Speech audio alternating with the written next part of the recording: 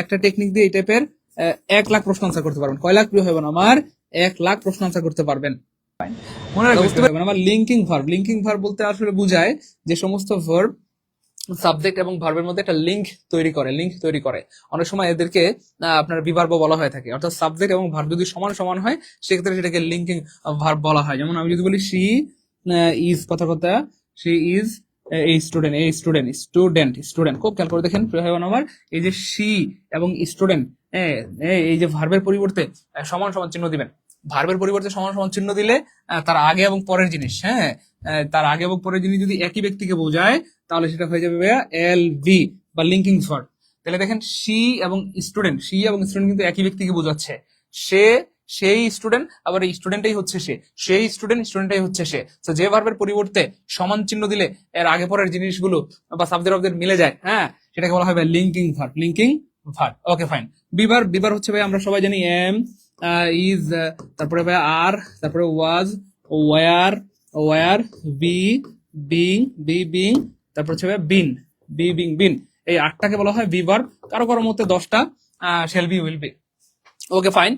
তারপর হচ্ছে ভাই ইনট্রানজিটিভ এবং ট্রানজিটিভ। মনে রাখবেন একদম সহজ কথা, বাংলা কথা যদি আমরা বলি কি বা কাকে দ্বারা প্রশ্ন করে উত্তর পেলে, কি বা কাকে দ্বারা প্রশ্ন করে কি পেলে প্রিয় ভাই বোন আমার? উত্তর পেলে সেটা হয়ে যাবে ট্রানজিটিভ।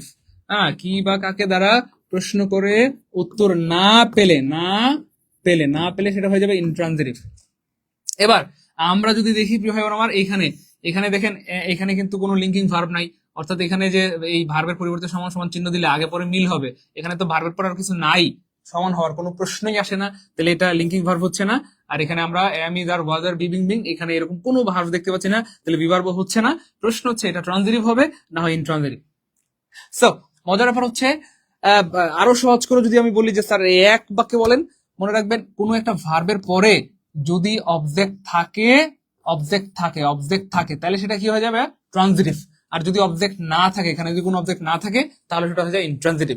স্পষ্ট দেখা যাচ্ছে এই ভার্বের পরে কিচ্ছু নাই, এই ভার্বের পরে কি নাই আমার? দেখেন কিচ্ছু নাই, ভার্বের পরে কোনো অবজেক্ট নাই, না থাকলে ইনট্রানজিটিভ, এটা একটা ব্যাপার।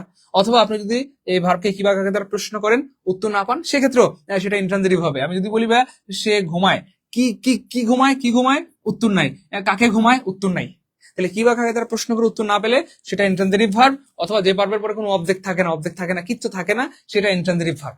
দেখেন এই ভার্বের পরে কিচ্ছু নাই, কোনো অবজেক্ট নাই, অবজেক্ট না থাকলে ইনট্রানজিটিভ, অবজেক্ট থাকলে ট্রানজিটিভ। ক্লিয়ার? স্যার একটা ট্রানজিটিভ ভার্বের উদাহরণ দেন। দিতে পারি আমরা। যেমন ধরেন আমি যদি বলি হি প্লেজ ক্রিকেট। এবার আমি যদি দেখেন এই যে ভার্বের পরে কি আছে? অবজেক্ট আছে। এবার আমি যদি প্রশ্ন করি কি দিয়ে, উত্তর পাওয়া যাচ্ছে সে কি খেলে? ক্রিকেট খেলে। হি প্লেজ ফুটবল, সে কি খেলে? ফুটবল খেলে। এবার স্যার আপনি তো বুঝলাম স্যার কি দিয়ে প্রশ্ন করে উত্তর দেখাইলেন, স্যার কাকে দিয়ে প্রশ্ন করে উত্তর বের করে দেখেন। এই দেখেন আমি বলতে পারি হি লাভস মি। আমি যদি প্রশ্ন করি আমার সে কাকে ভালোবাসে? আমাকে ভালোবাসে। তাহলে লাভ হয়ে গেল ভাই ট্রানজিটিভ ভার্ব, কারণ তারপরে কি আছে? অবজেক্ট আছে। তাহলে আমরা 4টা ভার্বের 14 গোষ্ঠী সহ উদ্ধার করে দিলাম। যদি 4টা ক্লিয়ার হয়ে থাকে কমেন্টে লিখবেন 4K আলহামদুলিল্লাহ।